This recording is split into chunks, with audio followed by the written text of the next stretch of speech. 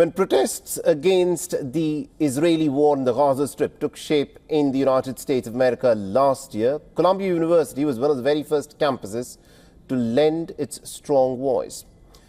Now, Mahmoud Khalil became a very familiar and an outspoken figure amongst the student community. The 30-year-old, however, is currently in custody.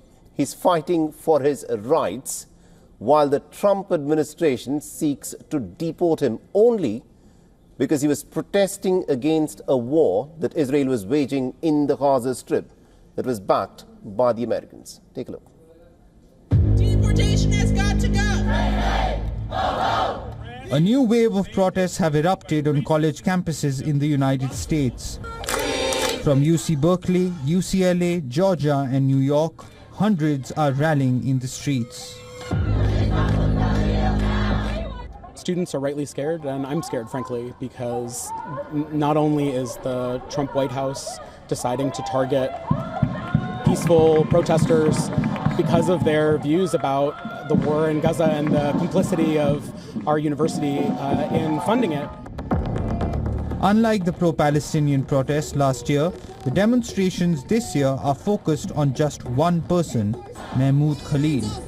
Holding banners of the Palestinian activist, students across universities are seeking his release. Release Mahmoud Khalil now! Release Mahmoud Khalil now! We're here today to protest the illegal abduction of Mahmoud Khalil and the overall fascist Trump administration. They're trying to scare students into silence and into repression, and we're here to show that we're not scared. The case of Mahmoud Khalil has dealt a severe blow to that trust placed in us by the world. My activist colleagues behind me on the faculty have for many years circulated petitions and signed open letters in support of political prisoners held by authoritarian regimes in places like Russia, China, and Iran. Now we're facing a horrifying reality that our own student, a member of the Columbia community, has become a political prisoner here in the United States. This is a dismal moment in American history. Last term, Columbia University students began the school year with fresh protests and increased security just outside their famous New York City campus. Mahmoud Khalil became a familiar, outspoken figure in a student movement that soon spread to other US colleges. The International Affairs graduate student was a fixture in and around the protest encampment on Columbia's Manhattan campus, serving as a spokesperson and negotiator for demonstrators who deplored Israel's military campaign in Gaza. There's some progress in that and some areas regarding the state. He pressed the Ivy League school to cut financial ties with Israel and companies that supported the war.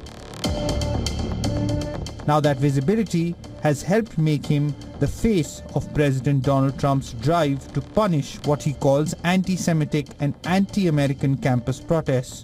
On Saturday, federal agents took Khalil, a legal US resident married to an American citizen, from his apartment and held him for potential detention. US President Donald Trump called the Palestinian activist a pro-Hamas foreign student and warned that this is one of the many arrests to come.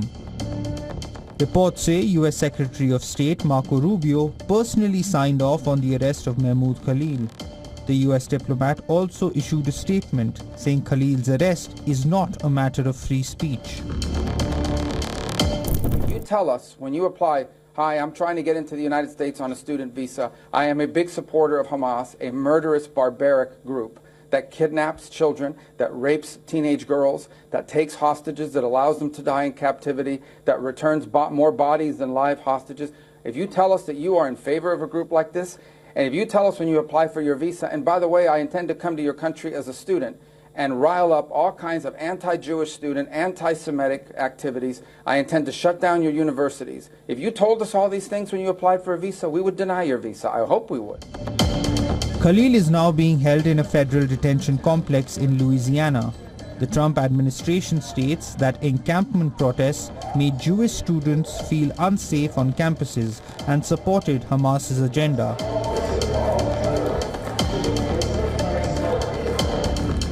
Negating the US president's statement, demonstrators from a Jewish group filled the lobby of Trump Tower on Thursday to denounce the immigration arrest.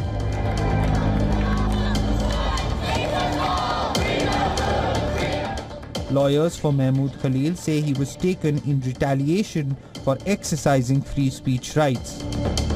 However, Khalil's arrest raises the larger question on grounds of deportation from the US and the laws around it. The real terrorists are in the White House! For all the latest news, download the WION app and subscribe to our YouTube channel.